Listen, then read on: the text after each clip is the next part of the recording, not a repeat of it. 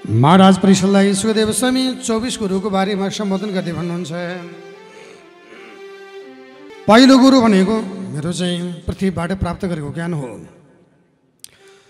अब पृथ्वीबाट पाएको ज्ञानमा चाहिँ सहनु नसके पनि सहनु, जस्तो सुकै परिस्थितिमा पनि सहने काम गर्नु, यो चाहिँ मैले पृथ्वीबाट प्राप्त गरेको ज्ञान हो।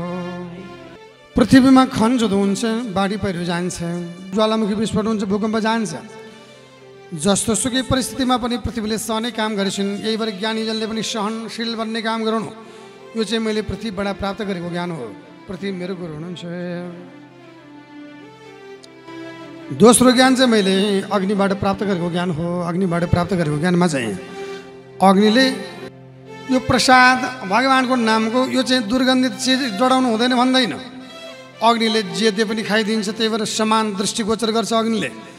हामीले पनि सबैतिर समान दृष्टिकोण गर्ने काम गर्नु, समानताको दृष्टिकोणले हेर्ने काम गराउनु, सबैलाई बराबर दृष्टिकोण गर्नु, यो चाहिँ अग्निबाट प्राप्त गरेको ज्ञान हो। तेस्रो ज्ञान चाहिँ मैले जलबाट प्राप्त गरेको ज्ञान हो। पानीबाट पाएको ज्ञानमा चाहिँ पानी आफू सुकिलो हुन्छ, अरूलाई सुकिलो बनाउँछ पानीले।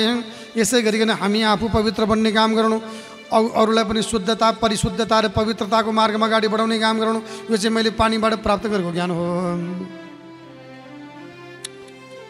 भगवान कृष्ण भन्नुहुन्छ, अर्को ज्ञान मैले हावाबाट लिएको ज्ञान हो। हावाबाट पाएको ज्ञानमा चाहिँ हावा अदृश्य हुन्छ, अपरिहार्य हुन्छ, त्यही भएर जीवनमा अदृश्य भएर पनि अपरिहार्य बन्नु। आकाशबाट पाएको ज्ञानमा चाहिँ आकाशमा भिन्न भिन्न बादल लाग्छन्, तीमा गएर पानी परेपछि बादल फाट्छ, सिङ्गो आकाश रहन्छ, कञ्चन आकाश हुन्छ। यसै गरी हामीले जीवनमा जे कर्म गरे पनि अन्तिममा जाने मृत्यु। जसरी बादल फाटेपछि आकाश सिङ्गो आकाशमा परिणत हुन्छ, हाम्रो जीवनको अन्तिम भनेको चाहिँ मृत्यु हो। मृत्यु अवस्थामा आविछ, यो चाहिँ मैले आकाशबाट प्राप्त गरेको ज्ञान हो। चन्द्रमाबाट प्राप्त गरेको ज्ञानमा चाहिँ चन्द्रमाले जहिले पनि शीतलता दिन्छ, आफू शीतल हुन्छ, अरूलाई शीतलता दिन्छ। हामी पनि आफू अनुशासित बन्नु, अरूलाई अनुशासनको मार्गमा अगाडि बढाउने काम गर्नु, यो चाहिँ मैले चन्द्रमाबाट प्राप्त गरेको ज्ञान हो। सूर्यबाट प्राप्त गरेको ज्ञानमा चाहिँ आफू चम्काउनु, अरूलाई चम्काउनु, आफू ज्ञानी बन्नु, अरूलाई ज्ञानको मार्गमा अगाडि बढाउनु, आफू उज्यालो बन्नु, अरूलाई उज्यालो बनाउनु, यो सूर्यबाट प्राप्त गरेको ज्ञान हो। यसै गरिकन परिवारको जोडीबाट प्राप्त गरेको ज्ञानमा चाहिँ परिवारको जोडी सँगै हिँड्ने, एउटा मऱ्यो भने अर्को विक्षिप्त हुने, हाम्रो पनि देह र आत्माको सम्बन्ध सँगसँगै रहेको छ भन्ने कुरा परिवारको जोडीबाट ज्ञान लिनु।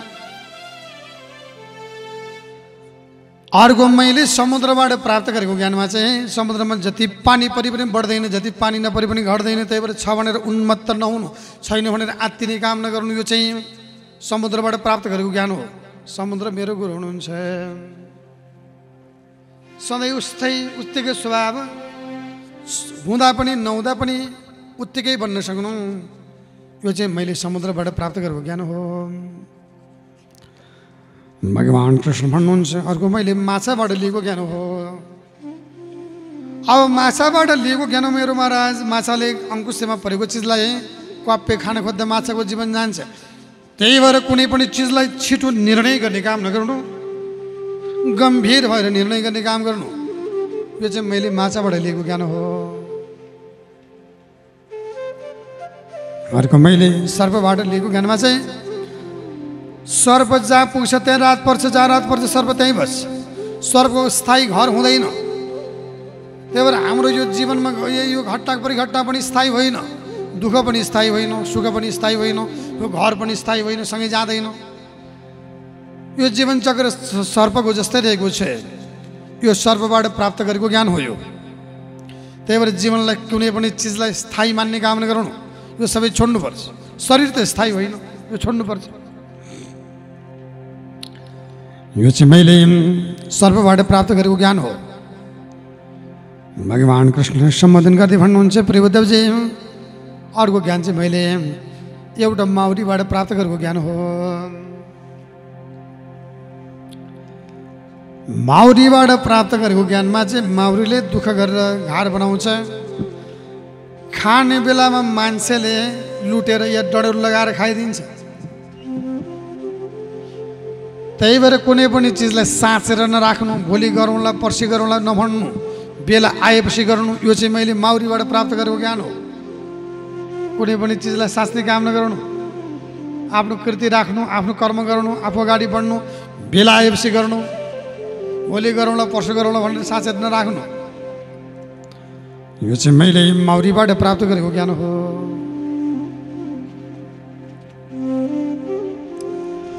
अब अर्को ज्ञान चाहिँ मैले पुतलीबाट प्राप्त गरेको ज्ञानमा चाहिँ पुतलीले बदलिरहेको बत्तीमा झ्याप्पे गरेर हाम फाल्दा जीवन जान्छ।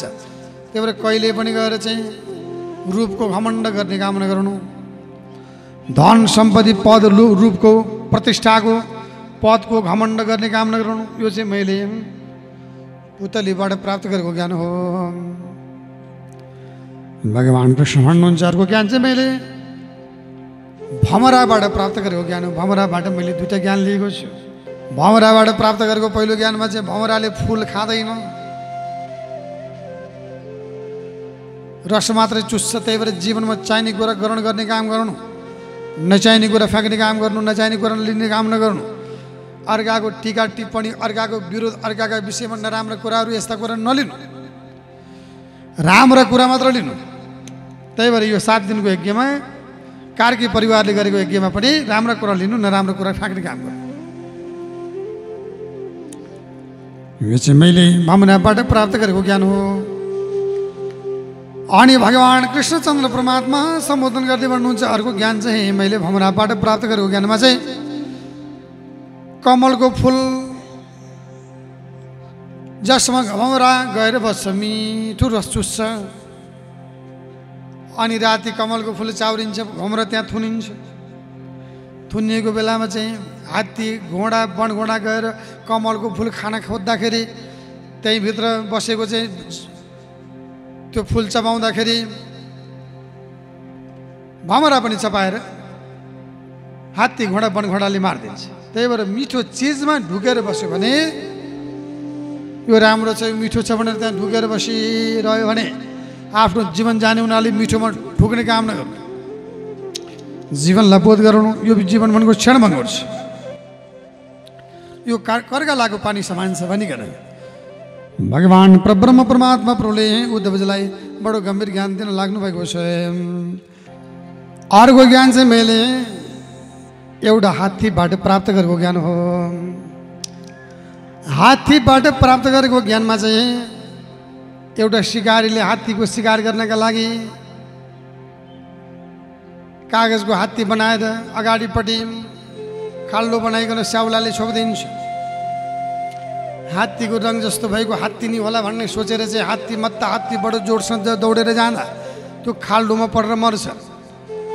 त्यही भएर अर्काको चिजको लोभ गर्यो भने, नबुझिकन हाम फाल्यो भने, विचार नपुर्याइकन केही कर्म गर्यो भने आफ्नो जीवन जाने हुनाले विचार पुर्याएर कर्म गर्ने काम गर्नु। यो चाहिँ मैले हात्तीबाट प्राप्त गरेको ज्ञान हो। भगवान् कृष्ण सम्बोधन गर्दै भन्नुहुन्छ प्रिय उद्धवजी अर्को ज्ञान चाहिँ मैले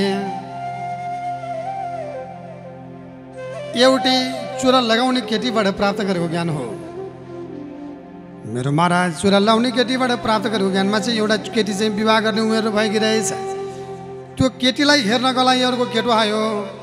अनि मेरो हुनेवाला पति भन्ने सम्झेर घरमा कोही नभएको बेलामा भान्सामा केही चिज खुवाउनुको लागि गए, थिएन केही पनि कुरा। अनि उर्गलमा गएर चुरा कुट्न थालेँ, हातभरि चुरा, त्यो चुरा बज्यो। एउटा चुरा फ्याँकी फेरि बज्यो, फेरि फ्याँकी फेरि बज्यो, फेरि फ्याँकी फेरि बज्यो। अन्तिममा एउटा चुरा त्यो बजेन जसरी एउटा हात बज्दैन, एउटा चुरा बज्दैन। त्यही भएर एक्लै बस्दा कहिलेकाहीँ बज्नु पर्दैन। ईश्वरको हुनको लागि कहिलेकाहीँ एक्लै बस्ने काम गर्नु, एकान्त प्रिय बन्ने काम गर्नु। यो चाहिँ मैले चुरा लगाउने केटीबाट प्राप्त गरेको ज्ञान हो। एकान्त प्रिय भनेर अध्यात्मको मार्गमा अग्रसर हुने काम गर्नु। यो चाहिँ मैले चुरा लगाउने केटीबाट प्राप्त गरेको ज्ञान हो। चुरा लगाउने केटी पनि मेरो गुरु हुनुहुन्छ। भगवान् कृष्ण भन्नुहुन्छ अर्को ज्ञान चाहिँ मैले बालकबाट लिएको ज्ञान हो। बालकबाट लिएको ज्ञानमा चाहिँ बालकले कहिले पनि मान अपमान सम्मानको ख्याल गर्दैन। जे खाने त्यो त्यही खाइदिन्छ। जहाँ राख्यो त्यहीँ बस्दिन्छ। उसले अपमानको अभिमान गर्दैन। त्यही भएर ज्ञानीजनले पनि मान अपमानको बढी ख्याल गर्ने काम नगर्नु, अभिमान नगर्नु। अध्यात्मको मार्गमा समदर्शी भन्ने काम गर्नु। यो चाहिँ मैले बालकबाट लिएको ज्ञान हो। बालक मेरो गुरु हुनुहुन्छ। भगवान कृष्ण भन्नुहुन्छ, प्रिय उद्धवजी, अर्को ज्ञान चाहिँ मैले एउटा बाण बनाउने, आरनमा बस्ने, नकर्मी फलामको काम गर्ने व्यक्तिबाट पनि ज्ञान लिएको छु। एउटा फलामको काम गर्ने नकर्मीले काम गर्दै गरेछन्, त्यहीबाट राजाको सवारी चल्यो। धर र ढम बाजा बज्यो, राजा त्यो नकर्मीले वास्तै गरेन। त्यही बेलामा राजाको एउटा सैनिक छल्लिएछ। गएर सोध्यो, ए नकर्मी दाइ, रे बाणकर्ता दाइ, यो बाटो राजाको सवारी चलेको देख्नुभयो कि? भन्दा वास्तै गरेन। आयो को आयो, के गर्यो, मलाई उसलाई मतलबै थिएन। बाजा बजोस् कि के गरोस्, आफ्नो काममा मस्त थियो। त्यही भएर हामी पनि जस्तो सुकै परिस्थितिमा पनि आफ्नो कर्म नभुल्नु। जसले जे भने पनि आफ्नो कर्ममा तल्लीन भएर निष्ठावान भएर अगाडि बढ्ने काम गराउनु। यो चाहिँ मैले बाणकर्ताबाट प्राप्त गरेको ज्ञान हो। बाण बनाउने पनि मेरो गुरु हुनुहुन्छ। भगवान कृष्ण भन्नुहुन्छ, एउटा पिङ्गला नाम गरेको वेश्याबाट पनि मैले ज्ञान लिएको छु। पिङ्गला नाम गरेको वेश्याले उमेर छौन्जेल दुनियाँ केटा बोलाए, जीवनयापन गर्ने, परावलम्बी भएर जीवनयापन गरे। अनि गएर जो उसलाई त्यस प्रभाव विषयबाट आफू चाहिँ देह व्यापारमा लागे। उमेर पुगिसकेपछि उसलाई कसैले वास्ता गरेन। यही प्रमाण विषयबाट अन्तिममा गएर पिङ्गला वेश्याले विचार गरे, आशा हि परमं दुःखम नैराश्यम परमं सुखम। अर्काको आशा गरेर जीवनयापन गर्यो भने यथा साञ्चित्यम कान्तसाम सुखम सुस्वाप पिङ्गला। त्यही भएर अर्काको आशा गरिकन जीवनयापन गर्यो भने जीवन जाने हुनाले स्वावलम्बी बन्ने काम गर्नु, परावलम्बी नबन्नु, अरूको आशा नगर्नु, आफ्नो खुट्टामा आफै उभिनु। यो चाहिँ मैले पिङ्गला नाम गरेको वेश्याबाट प्राप्त गरेको ज्ञान हो। उहाँ पनि मेरो गुरु हुनुहुन्छ। भगवान कृष्णचन्द्र परमात्मा अब सम्बोधन गर्दै भन्नुहुन्छ, प्रिय उद्धवजी, अर्को ज्ञान चाहिँ मैले माकुराबाट लिएको ज्ञान हो। माकुराबाट लिएको ज्ञानमा चाहिँ माकुराले हजार हजार बच्चा जन्माउँछ।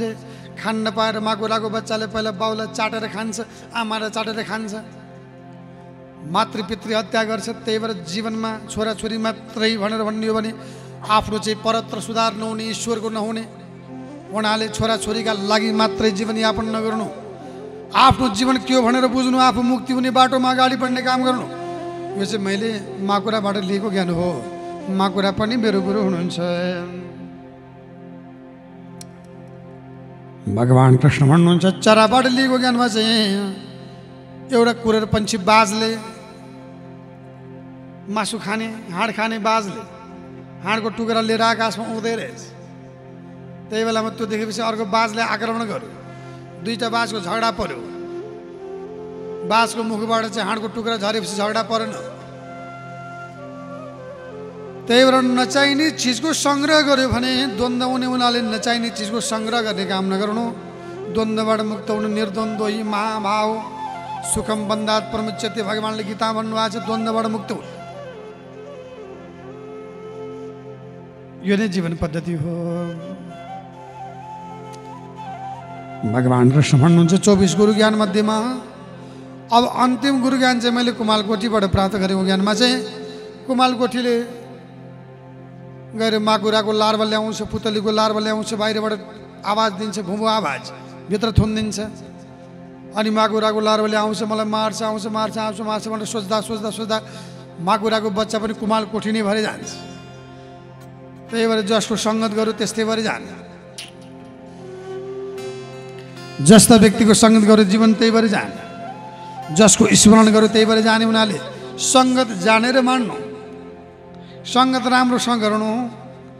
अनि जसको स्मरण गर्यो त्यही भएर जाने हुनाले आजबाट भगवानको चिन्तन गर्नु, भगवत भक्तिमा आफूलाई समाहित गर्नु, यो नै जीवन पद्धति भनिकन भगवान् परब्रह्म परमात्मा प्रभुले उद्धवजीलाई यही ज्ञान राजा यदुलाई दत्तात्रेय अवधूत ब्रह्म ज्ञान लिएर यही ज्ञान परीक्षालाई सुखदेव स्वामीले यसरी भगवान् परब्रह्म परमात्मा प्रभुको दिव्य महिमा र 24 गुरुको बारेमा ज्ञान प्रदान गर्नुभयो।